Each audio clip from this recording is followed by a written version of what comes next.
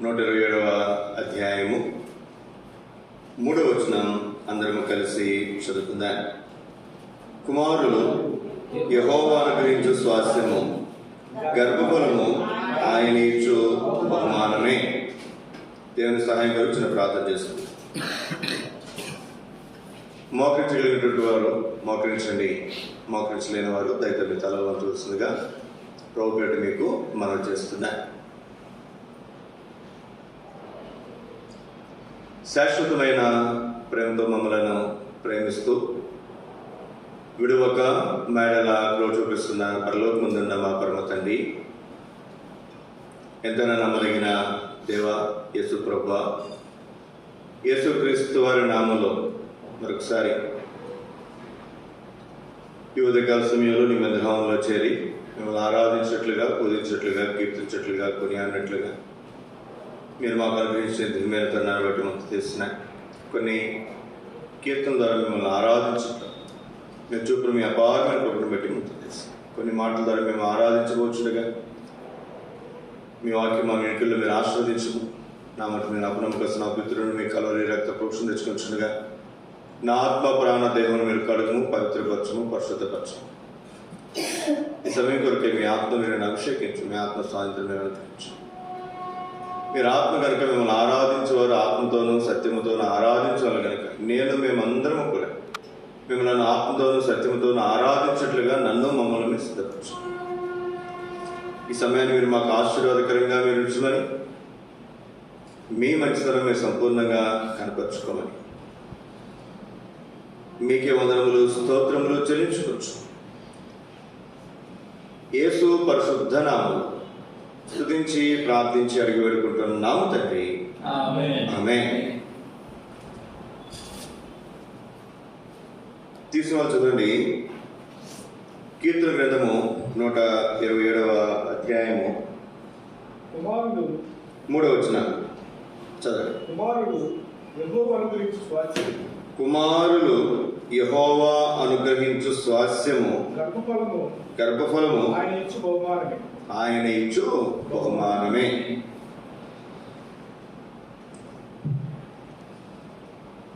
ఇక్కడ మనం చదివినటువంటి భాగంలో చాలా ప్రాముఖ్యమైనటువంటి మాట మనం చదువుకున్నాను. కుమారులు యెహోవా అనుగ్రహించు స్వాస్థ్యము, గర్భఫలము ఆయన ఇచ్చు బహుమానము. ఈ మాట మనం చదువుకున్నాం. మనం చదివినటువంటి భాగాన్ని మనం జాగ్రత్తగా చూస్తే కుమారులు అని ఉంది.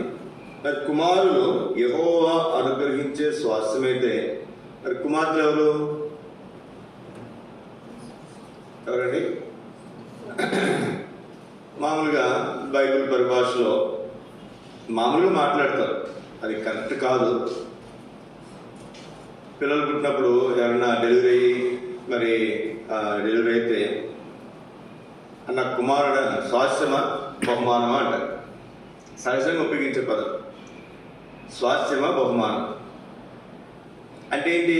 కుమారులు యెహోవా అనుగ్రహించే స్వాస్థ్యం కనుక కుమారులు అయితేనేమో స్వాస్థ్యమని, రెండోది వాళ్ళు కూడా మనకు కొంత స్వాస్థ్యం ఇస్తారు. స్వాస్థ్యము అంటే ప్రతి గోత్రానికి దేవుడు కొంత స్వాస్థ్యాన్ని ఇచ్చాడు. ఆ స్వాస్థ్యం ఒక గోత్రం నుంచి గోత్రంకి వెళ్ళిపోకూడదు. ఈ రోజుల్లో కూడా ఎక్కువ మనం సాధ్యమైనంత వరకు కొడుకుల కోసం ఆస్తిని సమకూరుస్తాను. ఇల్లు పొలాలు కూతురికి ఏదైనా డబ్బులు ఇచ్చి పంపిస్తాను, అమ్మ నువ్వు మీ ఊర్లో కొనుక్కోమా, మీ ఆయన దగ్గర కొనుక్కోమా అంట. ఆ ఉద్దేశంతో సహజంగా మనం ఏం మాట్లాడతామంటే కుమారులు అనగానే స్వాస్థ్యం అంట. ఇక్కడ గర్భఫలము ఆయన ఇచ్చే బహుమానం కనుక మరి కుమారులు కాకుండా మిగిలినటువంటి గర్భఫలం ఇంకెవరు? కుమార్తెలు కనుక కుమార్తెలు ఏమంటాం మనం? బహుమానం అంట. అది కరెక్ట్ కాదు, కానీ సహజంగా మనం ఆ విధంగా ఉపయోగిస్తుంటాం. ఈ మన బైబిల్ పరిభాష కుమారుడు, అందులోనే మరి ఆదాములోనే అవను మనం చూడగలుగుతున్నాం. బైబిల్ ఎక్కడైనా సరే చూడండి, పురుషుల గురించి ఎక్కువ మాట్లాడుతుంటుంది. పురుషుల గురించి ఎక్కువ మాట్లాడుతున్నట్లుగా, పురుషులే మాట్లాడుతున్నట్లుగా, పురుషులకే చెప్తున్నట్లుగా ఎక్కువ సందర్భాల్లో మనం చూస్తాం.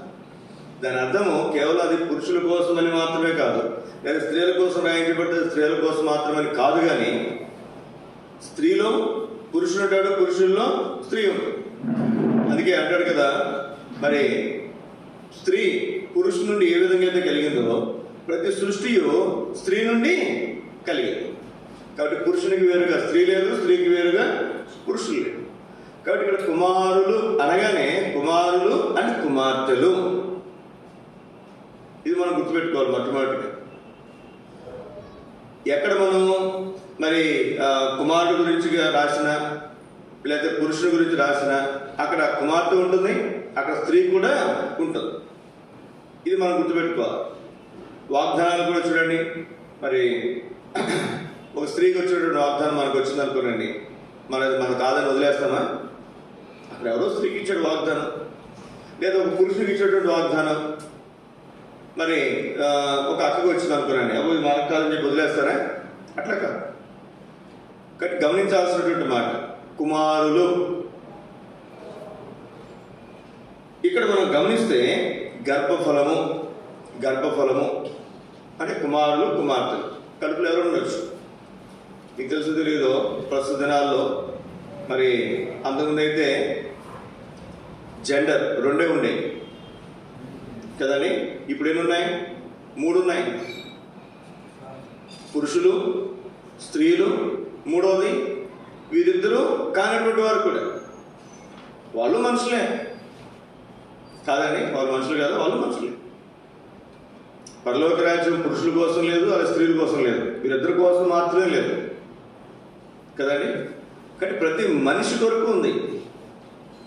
దేవుడు లోకమును అందులో ఉన్నటువంటి మనుషులు ప్రేమించాడు. వాడు పురుషుడనా, స్త్రీ అనా, లేకపోతే వేరొకటనా కాదు. సరే, ఇప్పుడు మన అంశానికి వస్తే గర్భఫలము లేకపోతే కుమారులు లేదా కుమార్తె లేదా బిడ్డలు, ఒక మాట మనం చెప్పాలంటే బిడ్డలు దేవుడిచ్చే బహుమానము, దేవుడిచ్చే స్వాస్థ్యము. ఇంతకుముందు దినాల్లో కొడుకు పుట్టుకుపోతే 2, 3, 4, 5, 6 కూడా కన్నటువంటి వాళ్ళు ఎవరి కోసం? ఎందుకు ఆగాడు ఆయన అంటే, ఎందుకు ఆగాడంట? కుమారుడు అంటారు, సుపుత్రుడు. ఏమంటారు చెప్పండి? కొడుకుని సుపుత్రుడు. వాడు పెద్దోడు ఏంటన్నారు? సుపుత్రుడు. మన అంతం ద్వారా మనం చూస్తూ వచ్చాం కదా, మరి కొంపల నుంచి వాడు మనకు తెలియదు. కాబట్టి బిడ్డలు దేవుడిచ్చే బహుమానం, దేవుడిచ్చే స్వాస్థ్యము. ఇప్పుడు రండి, ఒక 5 సంగతులు దేవుడు మనకిచ్చే మరి బిడ్డల గురించి మనం చూడడానికి ప్రయత్నం చేద్దాం. రండి, దేవుని వాక్యంలో ఆదికాండం 33వ అధ్యాయం. పిల్లలు అసలు ఎక్కడి నుంచి వస్తున్నారు? ఎవరు ఇస్తున్నారు? పిల్లల గురించి పరిశుద్ధ గ్రంథం బైబిల్ ఏమని చెప్తుంది? రండి, ఆదికాండం 33వ అధ్యాయం 5వ వచనం. ఏశావు కన్నులెత్తి ఆ స్త్రీలను పిల్లలను చూసి వీరు నీకేమి కావాలని యాకోబు అన్నాడు, అయ్యా ఈ స్త్రీలు ఈ పిల్లలు ఎవరయ్యా, నీకేమవుతారు అడిగినందుకు అతడు అంటే యాకోబు అన్నాడు, అయ్యా వీరు దేవుడు నీ సేవకునికి చేసిన పిల్లలే అని చెప్పాను. ఎంత అద్భుతమైనటువంటి మాట అండి. యాకోబు ఊరికనే ఇశ్రాయేల్గా మార్చబడలేదండి. అర్థమవుతుందండి?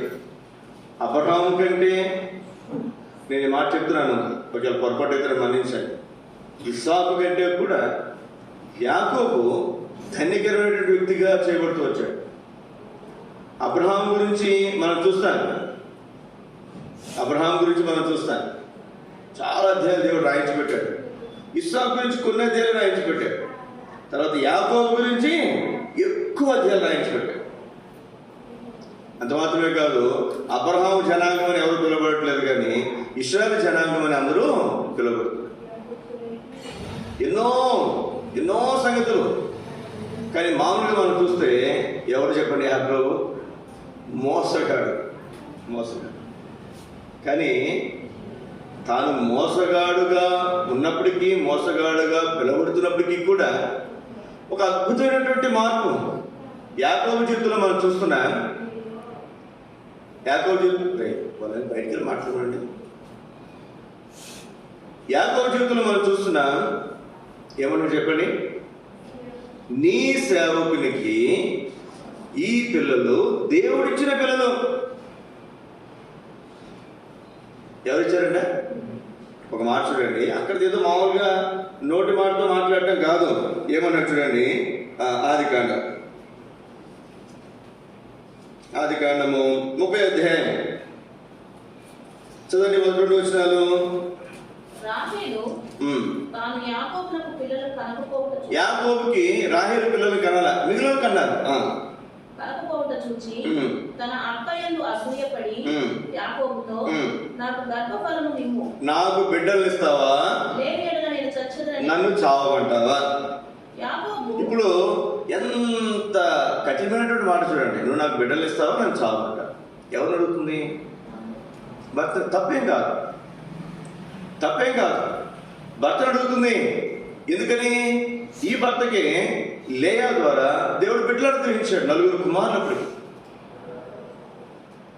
రాహేలుకి ఒక్క బిడ్డ కూడా పుట్టల. అనుకుంటుంది, లేయాకి బిడ్డలు ఇచ్చాడు, నాకు ఇవ్వలేదు, ఇది ఎవరి స్వాధీనంలో ఉంది? నా భర్త స్వాధీనంలో ఉంది అని. ఇప్పుడు ఎవరో చెప్పండి, ఎంత అద్భుతమైనటువంటి మాట. పరిశుద్ధ గ్రంథం బైబిల్లో నేను అనుకుంటాను, పిల్లలు పుట్టించడం అనేది తప్పని కొన్ని మాట్లాడుతానని ఒక మగతనంగా మనం చూస్తాం ఈ లోకంలో.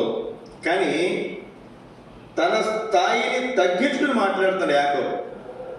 ఏమన్నాడు చూడండి, నేను నీకు గర్భఫలమును ఇయ్యకపోయినా దేవునికి ప్రతిగా ఉన్నానా? నేను నీకు గర్భఫలం ఇయ్యకపోయినా దేవుని ప్రతిగా ఉన్నానా? దేవుడు నీకు బిడ్డలు ఇచ్చేది ఎవరిస్తారు చెప్పండి? ఒక భర్త మాట అనగలడా? చెప్పండి మాట. ఎవరైనా ఒక భర్త అనగలడా? నేను కాదమ్మా నీకు బిడ్డలు ఇచ్చేది, దేవుడు నీకు ఇస్తాడని అనగలమా? అనలే. కానీ యాకోబు జీవితంలో మనం చూస్తున్నాం ఎంత శ్రేష్టమైన అనుభవం. తాను తన భార్యతో అంటున్నాడమ్మా, నీకు గర్భం ఇవ్వకపోవటానికి నేనేమన్నా దేవుణ్ణా? నీకు గర్భం ఇవ్వడానికి నేనేమన్నా దేవుణ్ణా? దేవుడికి ప్రతిగా నేనేమన్నా ఉన్నానా? ఎవరికి ఇస్తారు గర్భఫలం? దేవుడికి ఇస్తారు.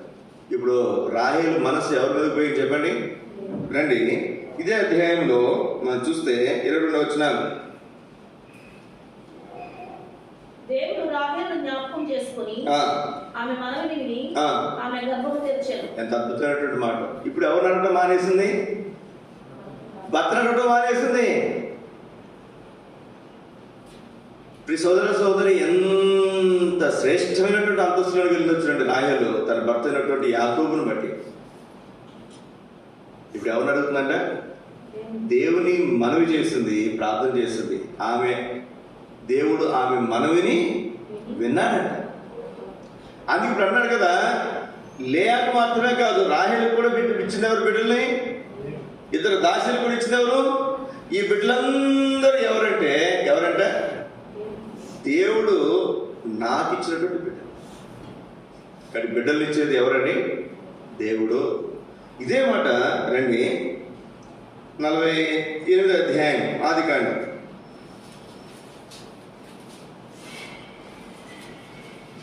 ఆదికాండము 48 అధ్యాయం 9వ వచనం. యోసేపు వీరు నా కుమారులు. యోసేపు ఏమన్నా ఇక్కడ? వీరు నా కుమారులు, ఈ దేశమందు దేవుడు నాకు అనుగ్రహించినని తన తండ్రితో చెప్పాను. ఈ దేశమందు దేవుడు నాకు అనుగ్రహించను. ఎంత అద్భుతమైనటువంటి మాట. ఎవరన్నారండి మాట? యోసేపు కూడా ఇదే మాట చెప్తాడు. నాయనా వీరెవరో తెలుసా? ఈ దేశంలో దేవుడు నాకు అనుగ్రహించినటువంటి బిడ్డ. కానీ భార్యనిచ్చింది ఎవరు చెప్పండి? యోసేపుకి భార్యనిచ్చింది ఎవరండి? ఫరో. చూడండి ఆ మాట. ఆదికాండం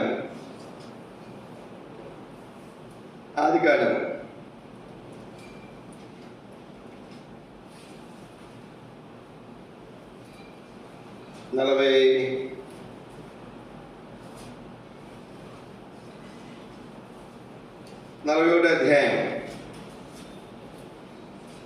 45 వచనం.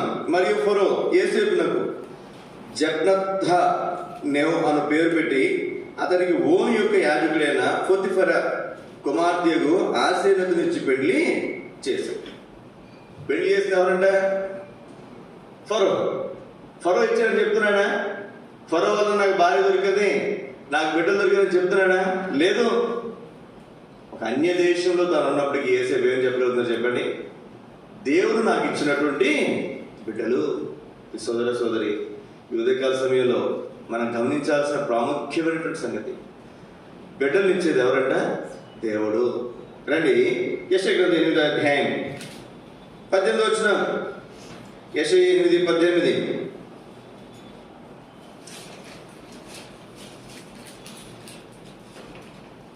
ఇదిగో నేనును యెహోవా నాకు ఇచ్చిన పిల్లలను సియోను కొండ మీద నివసించు సైన్యములకు యెహోవా వలని మేము మా పిల్లలు సూచనలుగా ఉన్నాము, మహత్కార్యములుగా ఇశ్రాయేలు మధ్య సూచన. మహత్కార్యములు ఎవరంటండి? మేము మాత్రమే కాదు, మా పిల్లలు.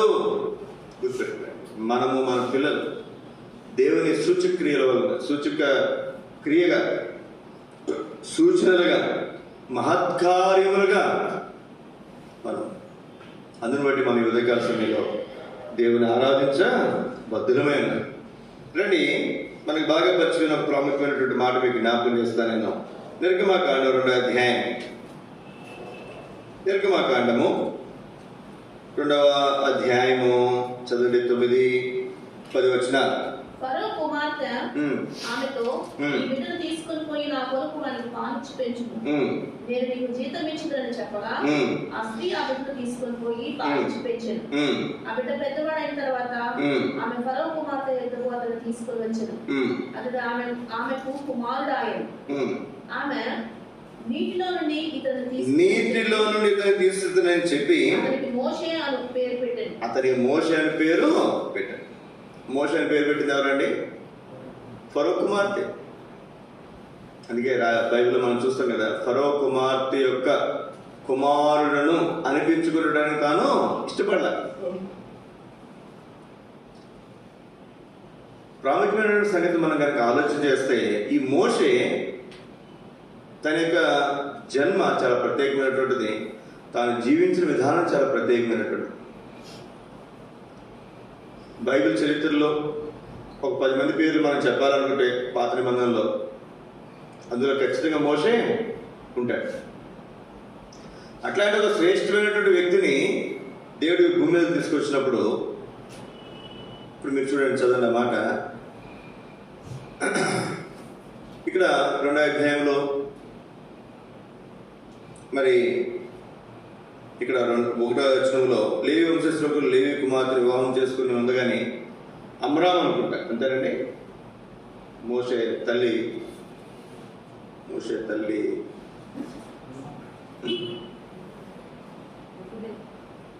ఎక్కడ ఉంది? ఇవాళ చదువుకున్నాం.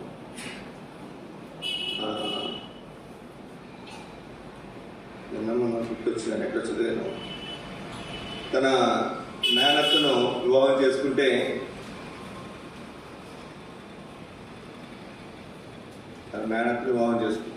తర్వాత 3 బిడ్డలు పుడతారు. అహరోను, తర్వాత మోషే, మిరియాం. సరే, కనపడకపోతే గుర్తు చేసేయండి. ఇప్పుడు విషయం ఏంటంటే, మోషే ఈ లోకంలో జన్మించాడు. ఈ లోకంలో జన్మించిన తర్వాత ఎలా ఉన్నాడని చెప్పండి? మోషే సుందరుడా బహుసుందరుడా? చూడమ్మా, ఎన్నో వచ్చినాం? 2వ వచనం. వాడు సుందరుడైనట చూచి, అప్పుడు ఉన్నటువంటి పరిస్థితి ఏంటంటే, పసిబిడ్డలను మగపిల్లలు అయితే ఏం చేయాలి? చంపేశారు. ఆడపిల్లలు అయితే బ్రతకనివ్వాలి. ఇది ఫరో ఆజ్ఞ. ఫరోకు ఉన్నటువంటి భయం ఏంటి? ఇశ్రాయేలు ప్రజలు మనకంటే బలవంతులు అయిపోతున్నారు, వీళ్ళు మనకంటే గొప్ప జనం అయిపోయి మన మీద యుద్ధం చేస్తారేమో, లేకపోతే ఈ దేశం వదిలి వెళ్ళిపోతారేమో, శత్రువుతో కలిసిపోతారేటువంటి భయంతో అతను పెట్టినటువంటి నియమం ఏంటంటే, చంటి బిడ్డలను పుట్టినటువంటి వారిని, మగవారిని అయితే ఏం చేయాలి? వారిని పురుట్లోనే చంపేశారు. అప్పట్లో డెలివరీ చేసేది ఎవరంటే మంత్రసాను. వాళ్ళకి ఆజ్ఞాపించాడు, ఆడబిడ్డలైతే బతకనివ్వాలి. కానీ మోషే పుట్టినప్పుడు ఎలా ఉన్నాడంట? సుందరుడు. ఎప్పుడైతే సుందరుడుగా ఉన్నాడో అమ్మా పూలు దాంట్లో పెట్టమ్మా కూర్చున్నాక ఎప్పుడైతే సుందరుడుగా ఉన్నాడో రాయబడినటువంటి మాట ప్రియ సోదర సోదరి, ఆ బిడ్డను దాచారట 3 నెలలు. తర్వాత దాయటం వాళ్ళ వలన కాదు, ఒక పెట్టిలో పెట్టారు, మరి ఆ నీళ్ళలో విడిచిపెట్టారు. ఏమవుద్దా అని చూడటానికి ఎవరు వెళ్ళారంటే ఎవరు లేరండి అమ్మా? అక్క పేరు మిరియాం వెళ్ళింది. ఏమవుద్దా అని చూస్తానికి వెళ్తే అక్కడేమో ఫరో కుమార్తె స్నానం చేస్తుంది. అక్కడికి వెళ్ళింది, అటు వెళ్తే పెట్టి ఏంటో చూస్తుంది. ఫరో కుమార్తె తీసుకురామని చెప్పింది. వాళ్ళు తీసుకొచ్చి అక్కడ ఉండే మనుషులు తెరిచి చూస్తే ఎవరున్నారంటే అందులో చూడండి, ఆ మాట చూడండి. 2వ అధ్యాయము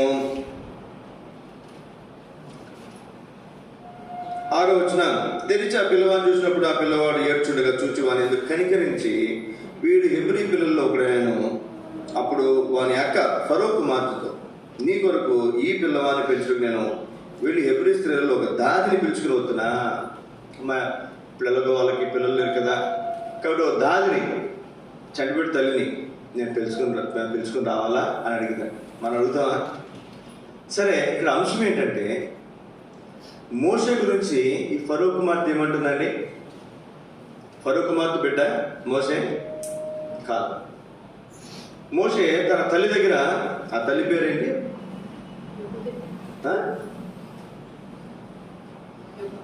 యోకోబేతనా? యోకోబేతు. ఇప్పుడు యోకోబేతు మోషే కన్నది, ఇంతవరకు మనకు తెలుసు. అయితే కన్న తల్లితో ఫరో కుమార్తె అంటున్నటువంటి మాట ఇది గుర్తుపెట్టుకోండి. చదవండి ఆ మాట. నిర్గమకాండము 2వ అధ్యాయం 9వ వచనం. ఫరో కుమార్తె ఆమెతో, ఈ బిడ్డను తీసుకుని పోయి నా కొరకు వానికి పాలిచ్చి పెంచుము.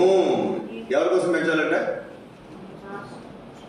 ఇక్కడ ఫరో కుమార్తెను పక్కన పెడితే అక్కడ దేవుడు అనే మాట కనుక మనం పెట్టుకుంటే, దేవుడు ప్రతి తల్లితో ప్రతి తండ్రితో చెప్తున్నటువంటి మాట ఏమన్నా చెప్పండి?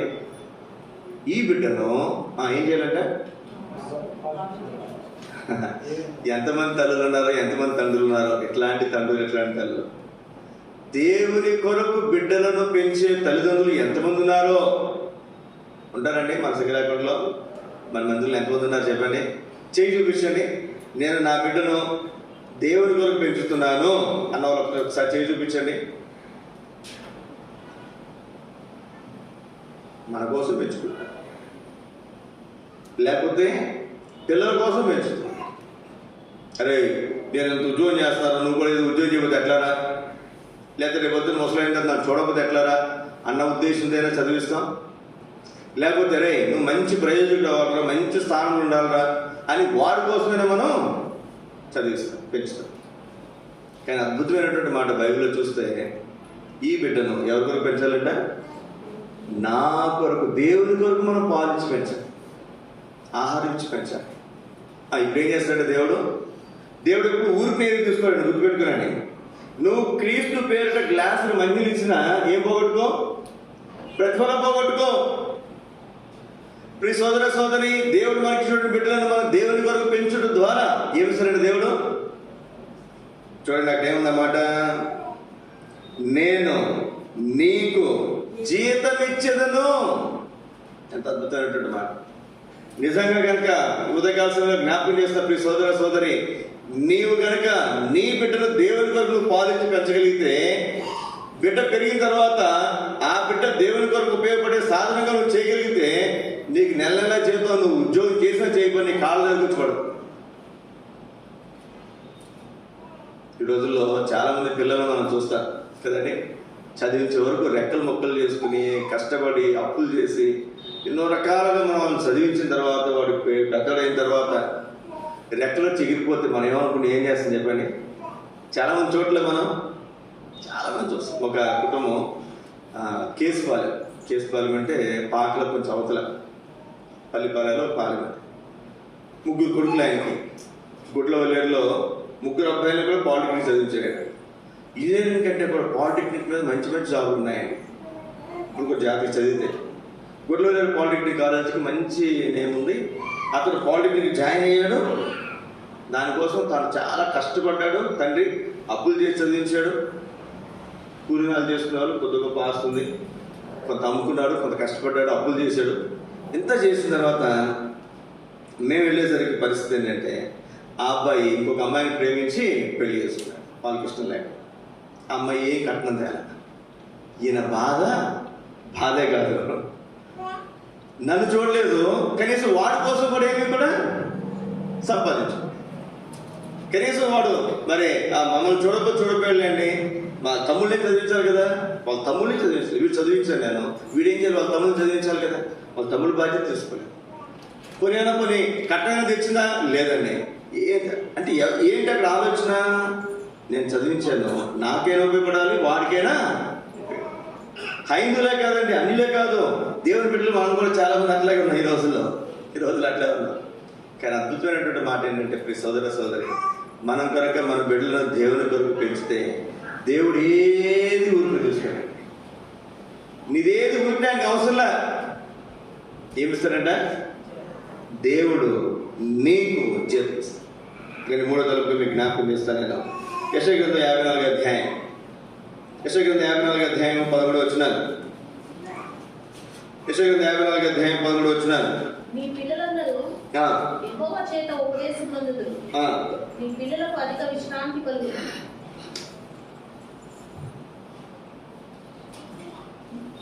ఎంత అద్భుతమైనటువంటి మాట చూడండి. నీ పిల్లలందరూ యెహోవా చేత ఉపదేశమునందుదురు. నిజంగా ఎంత శ్రేష్టమైనటువంటి మాట చూడండి. ఈ రోజుల్లో పిల్లలకి మనం చెప్పలేం కదండి, వాళ్ళు వినే స్థాయిలో లేరు. ఇప్పుడంతా కంప్యూటర్ ఇవ్వమంటున్నారు.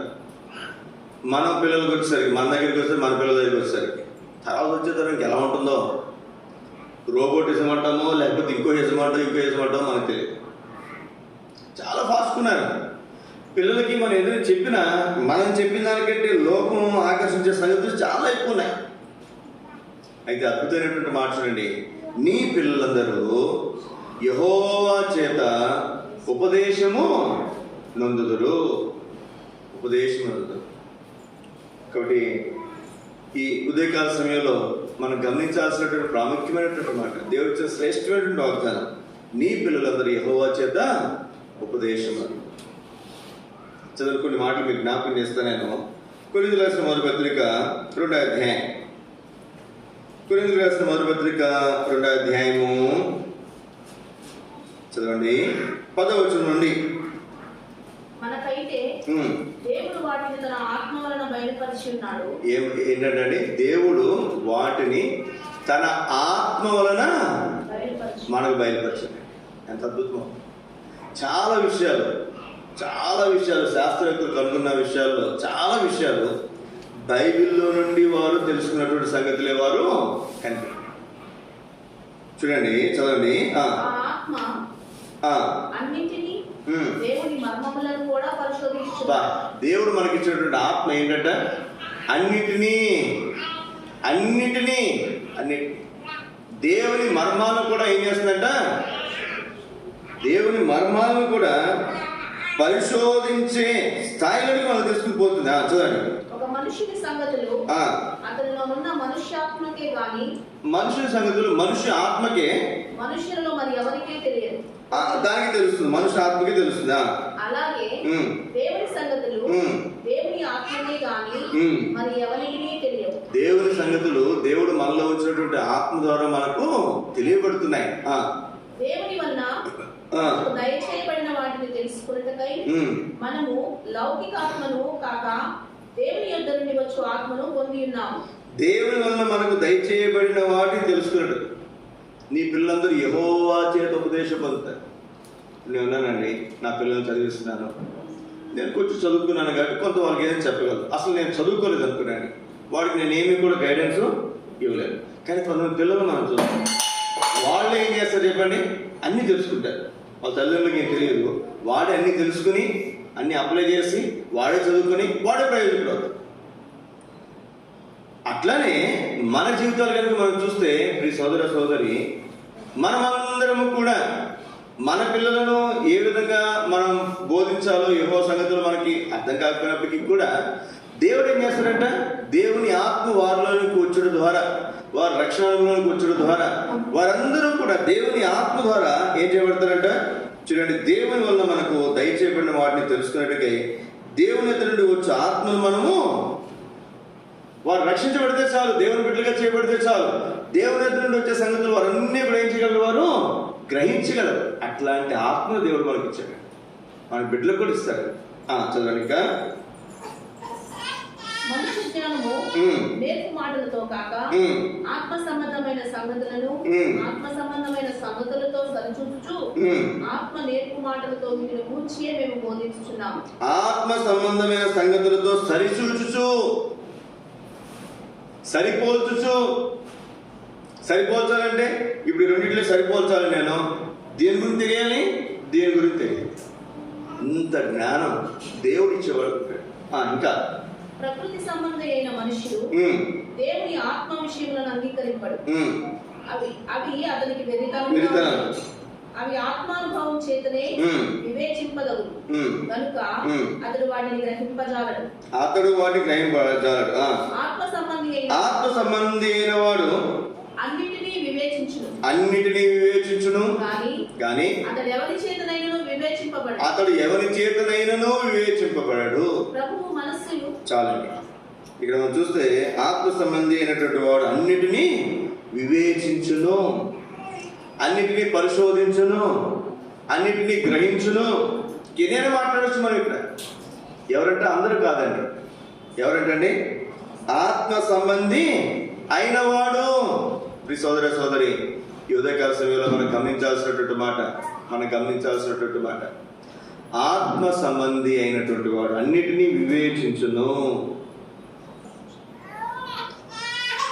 ఈ మధ్యాహ్నకాల సమయంలో దేవుడు పెట్టినటువంటి మనం మాత్రమే కాదు, మన బిడ్డలకు కూడా దేవుని సంగతులు వివేచించాలి అంటే వారు ఏమవ్వాలంట?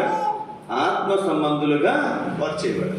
ఆత్మ సంబంధులుగా చేయబడేటువంటి వారు రక్షణలో మనం నడిపించగలిగితే చాలు, దేవుళ్ళకి మనం నడిపించగలిగితే చాలు. దేవుడు చక్కగా మన బిడ్డలకు కావాల్సిన ఉపదేశాన్ని దేవుడు వారికి అనుగ్రహించి వాడుకుంటాడు.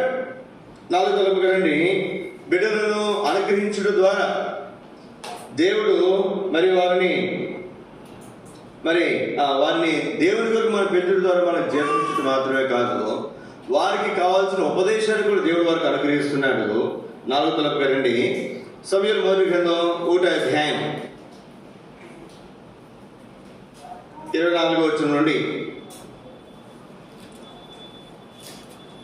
సమూయేలు మొదటి గ్రంథం 1వ అధ్యాయం 24వ వచనం నుండి. పాలు మార్చిన తర్వాత అతడు ఇక చిన్నవాడై ఉండగానే ఆమె ఆ బాలు ఎదుర్కొని 3 కోడలను, తిరుగుబడులను, గిన్నెని, ద్రాక్షారసము తిని తీసుకొని శిలోమునకు మందిరంలోకి వచ్చింది. బిడ్డను తీసుకుని కావాల్సినటువంటి సంగతులు తీసుకుని మందిరానికి వచ్చింది.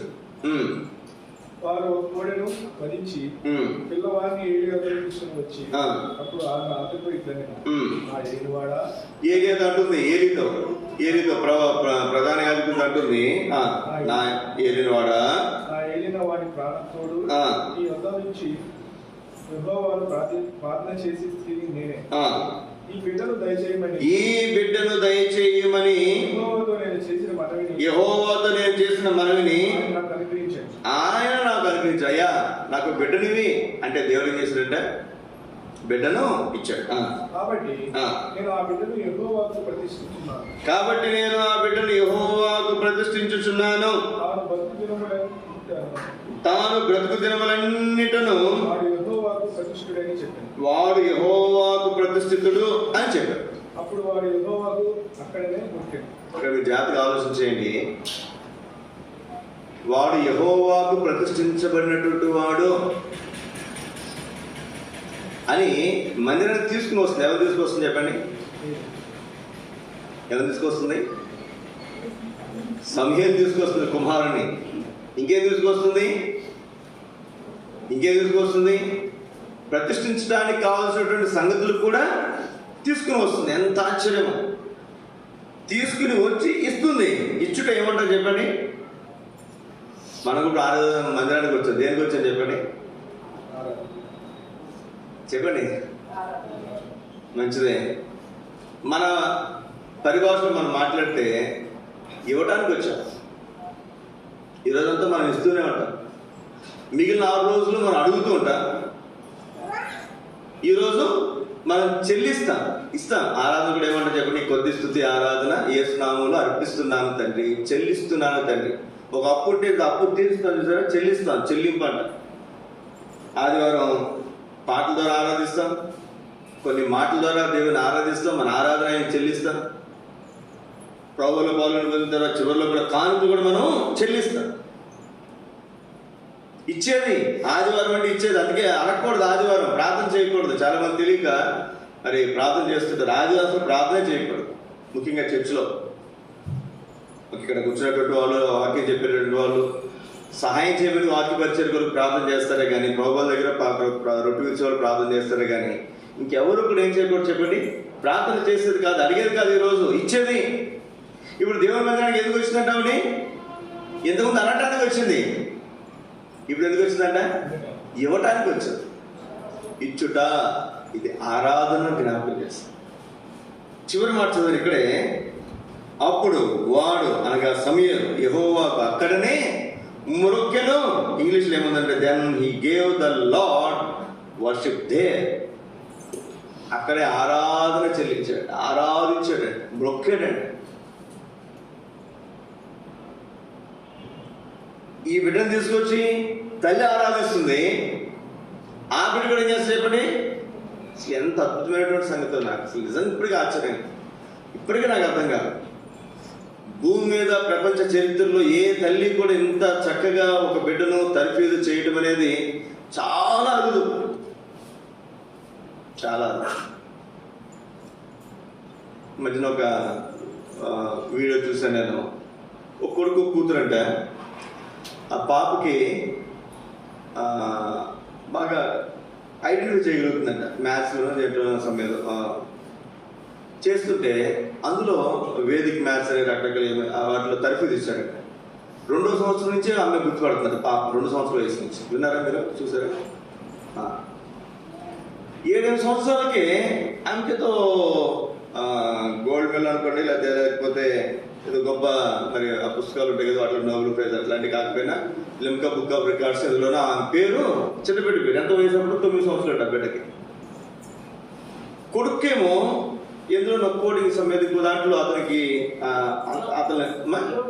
యోగా సంబంధించిన వాటిల్లో అతనికి టాలెంట్ ఉంటే అది గమనించి తల్లిదండ్రులు అందులో తర్ఫీదిచ్చారు.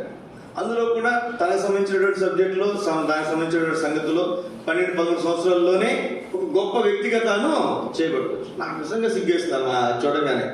అదే తల్లిదండ్రులు పిల్లల యొక్క టాలెంట్స్, వాడు ఎందులో ఆమె ఎందులో టాలెంట్ ఉంది అనేది గుర్తించగలుగుతున్నారు, గ్రహించగలుగుతున్నారు. దానికి కావాల్సిన విధానంలో సాధన చేస్తారు. ఒక అన్యుడే దేవుని అన్నటువంటి వ్యక్తి లోక సంబంధమైన విషయాల్లో సాధన చేస్తే, ఈ బిడ్డను తల్లి ఏ విధంగా సాధన చేసి చెప్పండి. మీ పిల్లల్ని తీసుకురండి, ఫస్ట్ టైం మందిరాన్ని తీసుకురండి, వాడు వచ్చినట్టే మోప నుంచి దేవుని స్తుతిస్తాడా, ఆరాధిస్తాడా చెప్పండి. ఎవరైనా ఒక తల్లి ఉన్నాడా, ఒక తండ్రి ఉన్నాడు ఇక్కడ? మందిరానికి ఫస్ట్ టైం మన బిడ్డను తీసుకొచ్చినప్పుడు వాడు మందిరంలో దేవుని ఆరాధించినటువంటి వ్యక్తి, నా బిడ్డ ఆరాధించాడండి, నా కూతురు ఆరాధించాలని చెప్పగలం మనం? చెప్పలేం. కానీ ఎంత ఆశ్చర్యం చూడండి, ఈ బిడ్డ ఎంత చక్కటి మరి పెరుగుతూ వచ్చాడో తన తల్లి దగ్గర చక్కగా మనకి అర్థమవుతుంది. వచ్చిన వెంటనే ఆ బిడ్డ ఏం చేశాడంట, దేవుని ఆరాధించాడు, మొక్కాడు. ఇంగ్లీష్లో వర్షిప్ అంటుంది, ఆరాధన. తల్లి ఏం చేసి చెప్పండి, బిడ్డను తీసుకొచ్చింది, ప్రతిష్ఠించడానికి కావాల్సిన సంగతులు ఇవ్వడానికి వచ్చింది. ఇచ్చుట ఆరాధన. తల్లి ఆరాధిస్తుంది, ఇంకెవరు ఆరాధిస్తున్నారు చెప్పండి? బిడ్డ కూడా ఆరాధిస్తుంది. ఇది ఆరాధన. రండి ఇంకొక మాట మీకు జ్ఞాపకం చేస్తాను నేను. లూకాసు వార్త 2వ అధ్యాయం, లూకాసు వార్త 2వ అధ్యాయం 21వ వచనం, 21వ వచనం. ఆ శిశువు ఎవరు? యేసుక్రీస్తు వారి గురించి మనం చూస్తున్నాం. సున్నతి చేయవలసిన 8వ దినము వచ్చినప్పుడు 8వ దినం ఎన్నో రోజంట యేసుక్రీస్తు పుట్టి 8వ రోజు. గర్భమందు ఆయనను పడకమునుపు ఆ. దేవదూత చేత పెట్టబడిన యేసు అను పేరు వారు ఆయనకు పెట్టిరి. మోషే ధర్మశాస్త్రం చొప్పున వారు తమను శుద్ధి చేసుకున్న దినములు గడిచినప్పుడు ప్రతి తొలిచూలు మగపిల్ల ప్రభువుకు ప్రతిష్ఠ చేయబడవలను అని ప్రభువు ధర్మశాస్త్రమందు వ్రాయబడినట్టు ఆయనను ప్రభువుకు ప్రతిష్ఠించుటకును ప్రభువు ధర్మశాస్త్రమందు చెప్పబడినట్టు గొప్పల జతనైనను 2 పావురముల పిల్లనైనను బలిగా సమర్పించుటకును వారు ఆయనను యెరూషలేమునకు తీసుకుని పోయి. ఇక్కడ కూడా యేసుక్రీస్తు తల్లిదండ్రులు ఏం చేస్తారు చెప్పండి? సమర్పించటానికి, సమర్పించుట, ఇచ్చుట ఏంటి చెప్పండి? ఇది ఆరాధన. తల్లిదండ్రులు ఇద్దరు వచ్చారు, దేవుని ఆరాధించడానికి వచ్చారు. వచ్చి ఏం చేస్తున్నారు? ఇప్పుడు రండి 27 వచ్చిన అంతటి ధర్మశాస్త్ర పద్ధతి చొప్పున ఆయన విషయమై జరిగించుటకు తల్లిదండ్రులు శిశువైన యేసును దేవాలయంలోనికి తీసుకొని వచ్చినప్పుడు అతడు తన చేతులలో ఆయనను ఎత్తుకొని దేవుని స్తుతించుచు ఇట్లా నేను. ఇక్కడ ఎవరితను 25 యెరూషలేమునందు సుమియోను ఒక మనుషుండెను. ఎవరండి ఇతను? సుమియోను. పరిశుద్ధాత్మ ద్వారా నింపడినటువంటి వ్యక్తి. పరిశుద్ధాత్మ ద్వారా నింపడినటువంటి వ్యక్తి. ఒకవేళ మనం అనవచ్చు అనకూడదు, ప్రవక్త దేవుని మందిరంలో ఉంటూ వచ్చాడు. ఇప్పుడు యేసుక్రీస్తు ఏం చేశాడు చెప్పాడు? తన చేతుల్లోకి ఇప్పుడు కూడా బిడ్డను ఎప్పుడైనా మనం ప్రదర్శించాలనుకోండి ఏం చేస్తాడు చెప్పండి? చేతుల్లోకి తీసుకుని ప్రతిష్ఠిస్తారు. ఇది చాలా ప్రాముఖ్యమైనటువంటిది. ఇప్పుడు గమనించాల్సినటువంటి మాట, ఏం చేస్తారు ఇక్కడ? తల్లిదండ్రులు ఇద్దరు ముందు ఆరాధించారు. తర్వాత ఏం చేస్తాడంట? సుమియోను ఏం చేస్తాడంట? ఎత్తుకుని దేవుని స్తుతించుచు. దేవుడు మనకు బిడ్డలు ఇచ్చినప్పుడు ఏంటంటే చెప్పండి, దేవుని ఆ తల్లిదండ్రులు మాత్రమే కాదు, దేవుని సేవకులకు కూడా ఏం చేస్తారు? దేవుని స్తుతిస్తారు. మీరేమైనా అనుకునండి, మరి శ్రీను, జ్యోతి వారికి దేవుడు చాలా సంవత్సరాల తర్వాత 14 సంవత్సరాల తర్వాత దేవుడు వాళ్ళు మేలు చేసినప్పుడు ఎన్నో రకాల పరిస్థితులు, మరి ప్రెగ్నెంట్ అయినప్పటి నుంచి కూడా డెలివరీ అయ్యేంత వరకు నేను మాత్రం ఒకటే ప్రార్థన చేసేవాడిని, చక్కటి ఆరోగ్యంతో ఉన్నటువంటి బిడ్డని మనం ప్రార్థన చేశాను. కొన్ని అనుభవాలు ఇంతకుముందు నేను చూశాను, కొన్ని అనుభవాలు చూశాను. అందుగురించే బిడ్డని మనం ప్రార్థన చేయాలి. ఆరోగ్యంతో ఉన్నటువంటి బిడ్డని మని ప్రార్థన చేస్తాను. మరి నేను వెళ్ళినప్పుడు శ్రీను అసలు 7 బాగా ఆ రోజంతా గుర్తుందా? వీడియో తీసి పెట్టుకోవాలి అట్లాంటివన్నీ. ఎందుకంటే మనం దేవుని ప్రశ్నించాలనుకున్నప్పుడు, దేవుడు ఏం చేశాడు, ఏమి ఇచ్చాడు అనుకున్నప్పుడు ఆ వీడియో చూసుకుంటే అప్పుడు అర్థమవుతుంది, ఓహో అది నా స్థితి అనేది అప్పుడు మనకు గుర్తు వస్తుంది. ఎవరికైనా సరే. ఇక్కడ మనం చూస్తే దేవుని మరి పెట్టించాడు వాళ్ళకి మాత్రమే కాదు, మీకే కాదు, సేవకులుగా మాకు కూడా ఏమంటే చెప్పండి, ప్రతిష్ఠించేటప్పుడు కూడా ఆ సేవకుడు ఎవరైనా సరే ఏం చేస్తే దేవుని ఇదంతా మనం ఆలోచన చేస్తే దేవుడు మనకి బిడ్డలు ఇచ్చుట, దీని ద్వారా కూడా దేవుడికి మనం ఏం చెల్లిస్తున్నాం? మనం ఆరాధన. ఎంత ఆశ్చర్యము! అక్కడితో అయిపోలేదు. రండి 27 వచనం, 27 చూద్దాం కదా. 36 వచనం. మరియు ఆషేరు గోత్రికురాలను పనియేలు కుమార్తెనైన అన్నాను ప్రవక్త అక్కడ ఉండెను. ఆమె కన్యాత్వం మొదలుకొని 7 పెరుగుతూ సంసారం చేసి కాలం గడిచిందై 84 సంవత్సరాలు ఎదురాలండి. దేవాలయుడు ఉపవాస ప్రార్థన రేయం పగలు సేవ చేయించుండను 38 అందరం కలిసి. ఆమె కూడా ఆ గడిలోనే లోపలికి వచ్చి దేవుని కొనియాడి యెరూషలేము విమోచకుడు కనిపించిన వారందరితో ఆయనను గూర్చి మాట్లాడుచుండెను. ఏం చేస్తున్నట్టు? ఆమె దేవుని కొనియాడుతున్నాడు. అంటే దేవుడు మనకు బిడ్డలు ఇచ్చినప్పుడు ఏమి రావాలి మన మనసులోంచి? స్తుతి, ఆరాధన, కొనియాడటం, దేవునికి చెల్లించడం. ఇదే ఆరాధన. కాబట్టి ఇప్పటికే మనం చాలామంది దేవుడు బిడ్డలు అనుగ్రహించాడు. ఇప్పటికే దేవుడు మన జీవితాల్లో ఎన్నో గొప్ప కార్యాలు చేశాడు. కాబట్టి ఉదయకాల సమయంలో దేవుడు మనకిచ్చినటువంటి బిడ్డలను బట్టి, మన బిడ్డల పక్షంగా దేవుడు చేస్తున్న కార్యాలను బట్టి ఈ ఉదయకాల సమయంలో తల్లిదండ్రులుగా మనం, దేవుని సేవకులుగా, లేకపోతే ఎవరో ఒకరికి నువ్వు ప్రార్థించుంటావు, వారికి దేవుడు మేలు చేస్తుంటాడు. వారి నిమిత్తమే ఇప్పుడు మనం ఏం చెల్లిస్తాం చెప్పండి? దేవునికి స్తుతి, ఆరాధన, కృతజ్ఞతాస్తులు మనం చెల్లించేవారుగా ఉంటాం. అందరు లేచి కూడా పాడుకుంటా రండి. ఒక పాట మనం పాడుకుంటా, ఒక పల్లవి చిన్న మాత్రం మనం పాడుకుంటా.